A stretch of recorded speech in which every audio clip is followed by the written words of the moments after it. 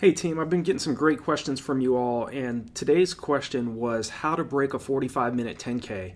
I know athletes that are trying to run 44:59 or faster over this distance really are dealing with the same issues we all have to deal with, regardless of what type of time goal we're going after, and that is pace sustainment. How can you slow down less than your competition?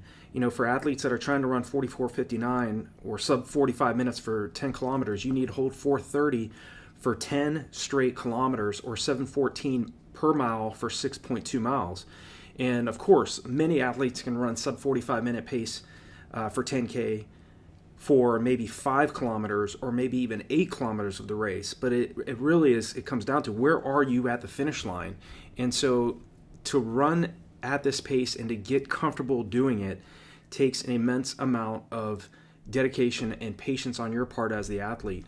Now, some of the workouts that I focused on when I was training for the 10K was running repeat miles on the track, repeat 1600s. I mean, between 4 and 16, between 4 and 6 1600 meter reps on the track. And for the athlete that's trying to run a sub 45 minute 10K, I would focus on, at least in terms of your interval pace, focus on running those reps around 650 to 655 when you're first starting out and you're not really anaerobically fit, you're not in phenomenal race shape, and then working your way down to the point where you can do those repetitions at around maybe 630 to 635 mile pace or faster. Of course, when you're training for a sub 45 minute 10K, you want to make sure that you're first building your aerobic base first, and when you're doing your track sessions, make sure that your pace is, be patient with yourself. Your pace is on those reps, whether you're doing 1600 meter reps, repeat 800s, they're not going to be as fast and as aggressive in the early stages of your buildup, and you want to make sure that you give yourself more time to recover between each reps.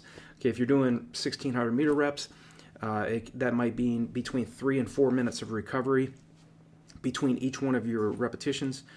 And then as you get very fit, when you're, say you're doing a 16-week block of training, you know, those first, say, between 1 to 7 to 8 weeks of your buildup, you want to make sure you're giving yourself between 3 and 4 minutes of rest. And then in the second half of your buildup, I would work to get yourself to be able to do between 60 seconds to 90 seconds rest in between each one of your 1600 meter reps.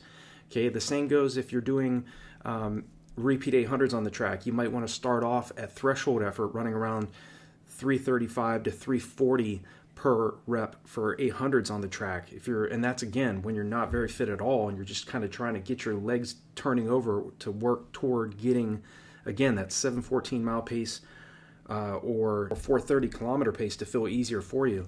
Okay, if you're doing, you know, once you get in much better shape anaerobically, then you want to start working to get to a point where you can do your interval reps at interval effort at closer down toward 320 to 324 per rep.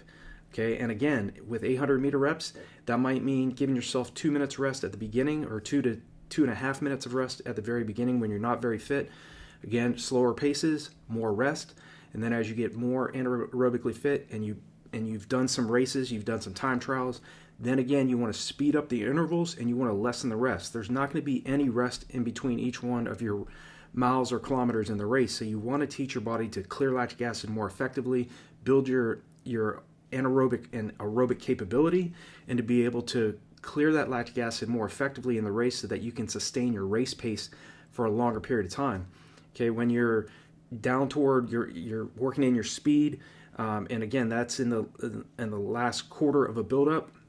You start working on your taper, your repetitions should be much more aggressive, and your rest should be very minimal. You want to make sure you're stressing the energy systems of your body so that, again, you improve your body's lactate tolerance. You're obviously getting much fitter. Your heart rate is much lower at a faster heart rate or at a faster speed when you're doing your tempo runs, and it's not as difficult for your heart to pump the blood as it was when you first started off. Okay, your pace is much slower when you're doing tempo runs, or even when you're doing your easy runs. Your pace is naturally going to be much slower when you're out of shape and your heart rate's going to be higher versus when you're in great shape, when your speed and pace during tempo runs, during track sessions are much faster and your heart rate is much lower. So again, you definitely want to be continuing to work on your leg development, your speed development to break a sub 45 minute 10K. Hill repetitions, I recommend doing that every other week.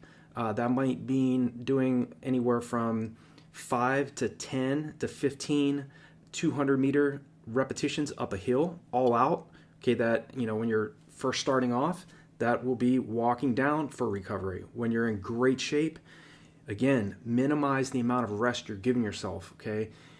You want to stress the body's energy systems, but you want to make sure that you're also paying attention to your recovery, okay? So when you get in great shape and you're several weeks into a build-up, training for a sub 45 minute 10K, then you're doing repeat 200s on up a sharp hill, focus on pumping your arms, lifting your knees, really focusing on form, staying as relaxed as you can, even at submaximal and maximal efforts.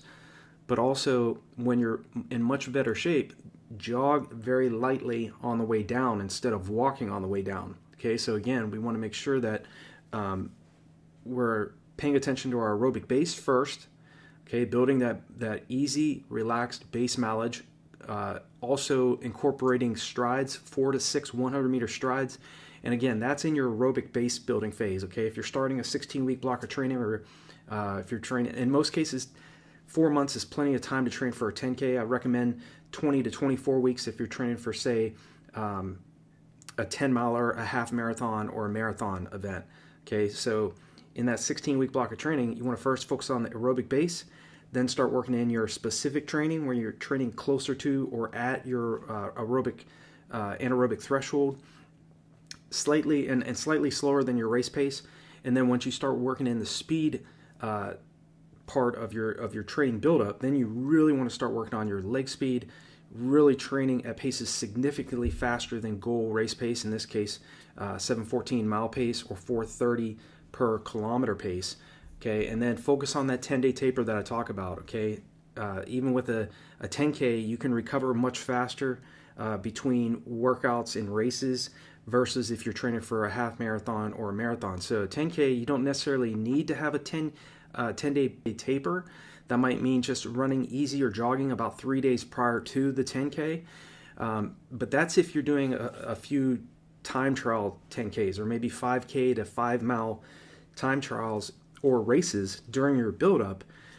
Then you just do a few easy miles leading into those particular races, and focus on a 10-day taper when you're focusing on that specific goal race that you have at the end of your training buildup. If you're following a training plan, okay, that's kind of really the philosophy that I have with the training plans on RunDreamAchieve.com. We do focus on a 10-day taper at the very end, but there are significant workouts that are going to really test you to the limits if you're trying to break a sub 45 minute 10K. So I hope this video is helpful in terms of thinking about some of the things of how to break a 45 minute 10K.